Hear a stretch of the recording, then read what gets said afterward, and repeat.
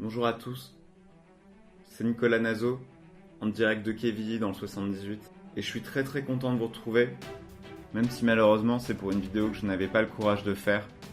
C'est mon premier coup de gueule.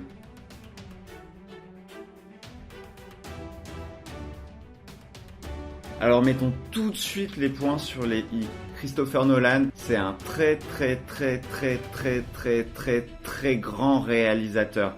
Moi j'ai beaucoup aimé le film de Batman qu'il a fait sur le Joker, le film sur les magiciens. Comme beaucoup de gens j'imagine, j'ai adoré Mommy.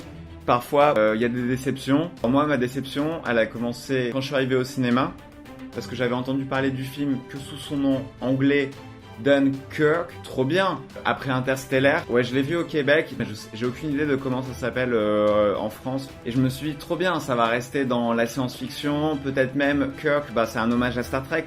Et en fait pas du tout. Quand je suis arrivé dans la salle de cinéma, boum, ça s'appelle Dunkerque. Moi j'ai rien contre Dunkerque, mais pendant les vacances, quand on était en Bretagne chez le beau-père de Sophie, on a revu Bienvenue chez les Ch'tis et c'était très bien, mais voilà quoi, au bout d'un moment on peut voir d'autres choses aussi. Ensuite, on se rend compte que c'est un film de guerre. Enfin, film de guerre, on sait pas trop d'ailleurs, hein, parce qu'on voit jamais d'ennemis. Si ça se trouve, c'est un truc qu'ils s'imaginent dans leur tête, un peu comme le 6e élément. Et en fait, tout ça est très bizarre. Déjà, cette guerre, quand est-ce que c'est ? Moi, j'étais perdu. Est-ce que c'est la guerre contre les Allemands, contre les SS, contre les nazis ?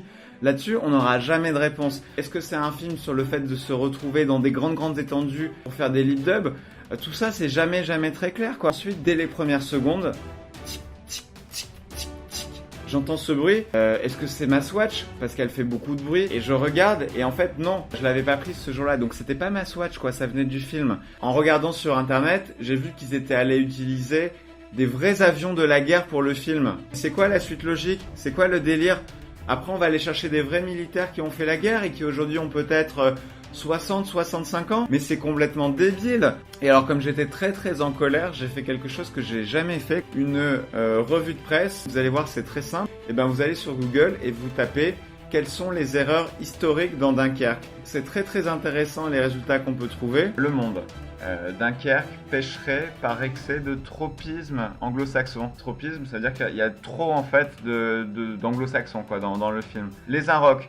Pourquoi Dunkerque de Nolan est une aberration historique ? Alors là, je crois que ça tombe sous le sens. Alors, écoutez bien ça. Le carnaval de Dunkerque est sans doute l'un des plus fous et des plus authentiques qui soit. C'est aussi l'occasion de découvrir, outre l'ambiance festive du Nord, le superbe musée des Beaux-Arts. Ah oui, en fait ça vient du guide du routard, donc c'est peut-être pas très cohérent avec ce que je viens de vous dire avant sur le film. Voilà, écoutez, voilà, je suis toujours un peu en colère. En tout cas, je voulais vous redire merci, on a dépassé les 14 abonnés là, c'est complètement fou. Et un grand merci, je vous souhaite un super week-end et à bientôt pour ma prochaine chronique cinéma.